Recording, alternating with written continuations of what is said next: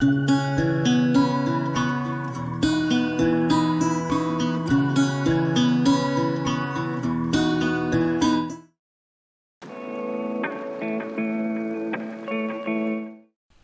hope you're doing alright. If you're new to the channel, please consider subscribing if you enjoy this video, and maybe leave a like too if you want, but on with the video. So I wanted to make another base game house, as I've used quite a lot of packs recently, and it's always nice to make something that everyone can use. I was actually just going to build this without recording it, as I wanted a similar build to the one that I've built previously that you can see next door. I also made a speed build of that if you'd like to see it. But yeah, I wasn't going to do a video of it, but I asked people on Instagram if they wanted me to build something using base game items, and I thought I'd just try and do a starter home. It's a family starter home meant for 5 sims, so you should be able to afford it if you make like a family of 5 in CAS or whatever. As you start off with 28,000 simoleons, and I think this house just falls short of that. I think if you like move in with a family of 5, you will have like 100 and odd simoleons left. The other one I did isn't a starter home, so there wasn't a limit on what I could use on that one, but I thought building a starter home would be like a bit of a challenge. I used debug items for the landscaping, and the interior is pretty basic, but I think it turned out alright. I might redecorate it actually and upload an improved version to the gallery. The family I made for this home is also going to be on the gallery as well, and their base game too. When I saved them to the library, it said the household uses items from Get Famous, Get to Work and Spa Day, I think. But I made it with base game only stuff, so I'm not sure why it says that. When you click on like a household and it says it uses items from this pack on like the gallery, you can click on what items it uses so that you can determine whether or not you want to like download it. So say if it said it uses something from Snowy Escape and you didn't have that pack, but the sim only had like a pair of shoes from Snowy Escape, you could be like, well, that's not a big issue, I can replace shoes fairly easily. But when I clicked that, it wasn't showing anything, like there was nothing there, it was totally blank. It wasn't showing what items the sims had on from those packs. I I made them with base game only stuff, like before I even started making them and creating them. I checked like base game on all the outfits and that, so yeah, I used those cropped jeans from the holiday celebration pack, which is a free pack if you didn't know. But yeah, they should be just fully base game, despite what the gallery says. But I'll have a look at their outfits again and double check that they're not wearing like socks or random accessories from the pack, or like sometimes they can be wearing makeup from Get to Work like randomly if you randomise the sim. So like I said, this house is a bit bare on the inside. The downstairs part isn't that bad, but the bedrooms are basically just beds and a couple of other bits of furniture. There's no decor at all, but that's alright. I guess you can decorate it in your own way and put what you want in it then. I wanted to build an ensuite in the master bedroom, as I don't think that like one bathroom, is enough for a family of 5. In The Sims, I mean, obviously there's lots of families with 5 people that or more that get by just with like one bathroom. I personally come from a family of 5 and, 2 parents, me and 2 siblings, and we only ever had one bathroom and we managed. But in The Sims, obviously it's a lot different. It was interesting doing the landscaping with debug only plants. I've only ever really done that with one other starter home that I've uploaded to the gallery. But I didn't use nearly as many as I have this time. You don't realise how expensive the plants are until you build with actual funds. I normally build without a household on the lot, so you don't see exactly how much things cost until the end, or unless you like check every now and again. But it made a nice change to build that way and have that limit there. The family that I play tested the house with, and the family that I mentioned before, you'll see them in like the screenshots at the end. They've all got like skills and relationships and careers. I haven't uploaded them yet, but I'll upload them with the amount of money that they should start off with, and obviously have to check in what clothes they're wearing or what CAS items they've got. I've made the mistake before of uploading Sims to the gallery that have like 50 simoleons from, say, like gameplay, like my Sim Self for example.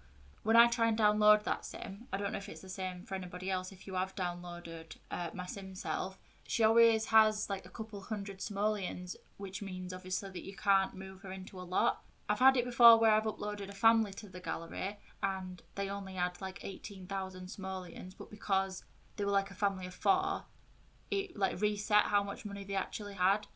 So I don't know if it's like a glitch with the gallery or what it is, but I'll make sure that I upload the family to the gallery with the right funds. I mentioned on my Instagram story, by the way, if you want to go follow me on Instagram, if you haven't already, say if you'd like to see when I'm next uploading, and also if you'd like to take part in any polls that I do.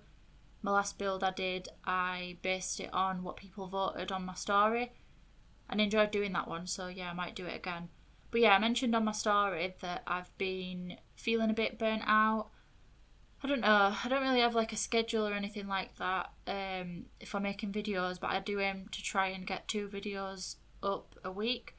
But with like national lockdown, home learning, there's like minimal to no routine. It's just been a bit difficult with me like being autistic and that. I just feel a bit like the past few days have just been a blur. I've been disassociating a lot and I have this like constant feeling that I need to rest even when I am resting. I don't know, I think it's just all catching up to me a bit, and I know there are obviously a lot of other people that are in more difficult situations than I am, and if you are struggling, my heart does go out to you because honestly it's just a bit shit in it, but yeah, I hope things get better for you if you're struggling as well. I know lots of people are. Anyway, sorry for taking it down a negative route. Let's talk about something a bit more positive.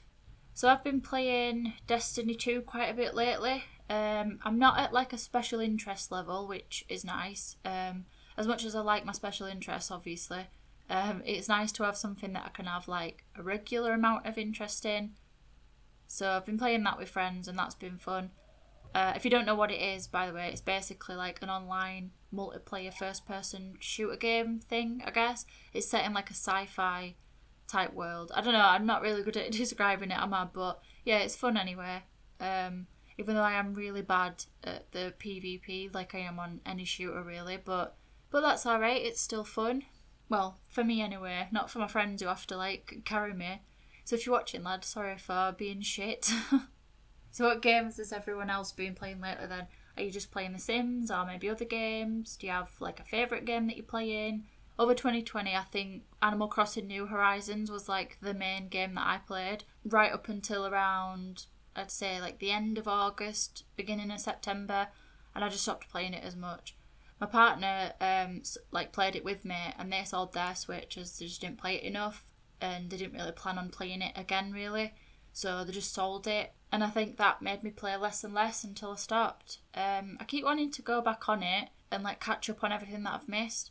My island is like unfinished and parts of my house are unfinished, and I want to do like the new things that I've missed out on, like all the events and like the seasons changing and all that kind of stuff.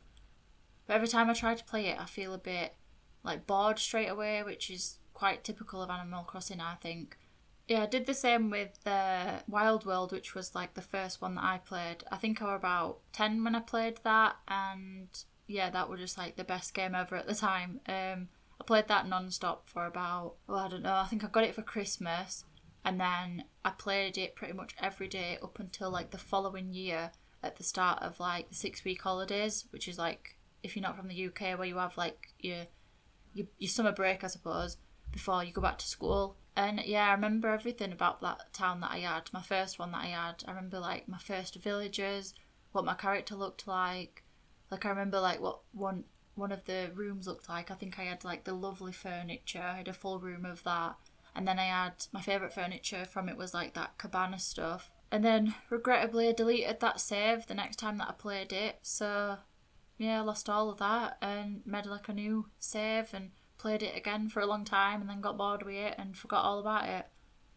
I might try and get the same villagers that I had in Wild World and get the same ones in New Horizons. I started off with, when I first ever played Animal Crossing, I started off with Nibbles, which is like a squirrel, Bill, who's a duck, and Butch, who's like a dog. Well, he is a dog. Yeah, they were like my first characters. And then I also had, I'm trying to remember now, like who else I had in my town. I had Wolfgang and I can't remember who else, but those were like the 4 that stand out to me. But yeah, I think I'll try and get those villages. I don't know, I think I was trying to do that, like, you know, where you get your Nook Miles tickets and you go and visit like a ton of islands trying to find your favourites and that. But yeah, did you play New Horizons? Like what feels like about 90% of the planet did. I think that game really helped a lot of people because of the timing when it came out and obviously what followed afterwards. It helped me anyway. During like the first lockdown we had in the UK, I think I've mentioned it before on my channel that like the first 2 or 3 weeks of it, I spent the entire time in bed. I didn't realise at the time that I was autistic, but then like the sudden change to my routine was like extremely overwhelming and pretty hard on like my mental health and that. Like it was for everyone, obviously, but I was just not in like a good space mentally. And then with like the anxiety of everything else, like what if my like mum gets it? She's like high risk. What about my nanan? Like that's not like a nice way to sort of think all the time. And I know everybody were in that same sort of situation. But yeah, it weren't the best, was it? And Animal Crossing just introduced like a new routine to me where it was like my day was set out around that, which might sound a little bit sad to some people, but if you played it, you might be able to relate to it a little bit. I know quite a few people have said that they felt the same. I might do an island tour in March actually to mark like the anniversary of the game. I don't know, I'll think more about it close to the time. If you'd want to see that, like let me know or not. Yeah, my island isn't special or anything like that, even though I've spent literally hundreds of hours on it. It's got some like cute parts to it, and I quite like my house and the way that I've decorated it. It is a 5-star island, but it's not like some of the islands I've seen. Like, I'm pretty sure everybody's seen one of those islands where it's like, I created Hogwarts on Animal Crossing, and you're just like, how? How have you done that? But yeah, let me know if you'd like to see a tour of my island and maybe I'll like do a video of it, and that could even be like the motivation to get me to actually like finish off my island. I reckon it'd be like a nice video to make actually, so I might even do that if nobody asks for it. Also, I really got into Legend of Zelda last year. I've never played a Zelda game, I think mainly because I never really had like access to it as a kid. I had like a Nintendo DS, but the games that I got for it were just what my parents got me, like when they got it. And my main console was like a PlayStation 1 and then PlayStation 2, but I played Legend of Zelda anyway, Breath of the Wild, and I really loved that game. I haven't finished it yet, like, but I do really like it. So anyway, with the house, you will need to place the Move Objects cheat on. No, you will need to place it with the Move Objects cheat on, because the landscaping and like the shelf clutter and that, I want to do a build where you don't need to activate a cheat in order to place it correctly, so that like people on Xbox and PlayStation can download it without it affecting achievements or trophies. I always make sure that I mention it in the description of the lot on the gallery that it needs to be placed with like Move Objects on. But if you want, if you don't want your trophies disabled, then I can imagine it's a bit annoying. I know it was for me when I used to play on console.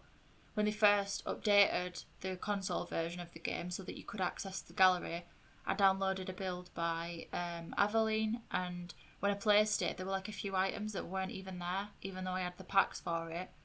And I realised it's because you need to activate the Move Objects cheat, so I know the struggle because, yeah, I didn't want my trophies disabled either, and I know lots of console players feel the same way.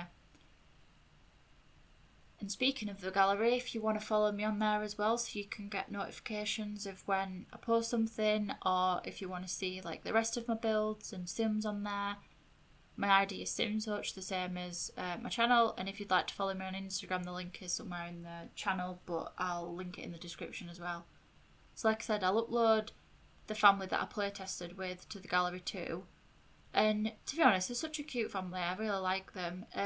I've given them like a bit of a brief backstory in their description, but you can do anything with them really. There's no like rules to what they should have or anything like that. Like they might start out as a happy family or a happy couple, but you can always change that depending on what you want to do with the Sims. I wish you could write like, I don't know if you played like The Sims 2 or I think they had it in The Sims 3, but you could write like personal biographies about the Sim. Yeah, I wish you could do that in The Sims 4 because I always have ideas of what kind of sim they are, but there's nowhere to like really write it, and the personalities don't necessarily reflect what you might think of them. I don't know, I think it'd be nice to write a little personal biography about them. I'm sure there's like a mod where you can do that, but I'm not 100% sure on that one. Anyway, I'll leave you with the rest of the video, and as always, screenshots are at the end. I did live screenshots this time, so hope you enjoy those too. Please leave a like if you enjoyed the video, and I'll see you later. Bye!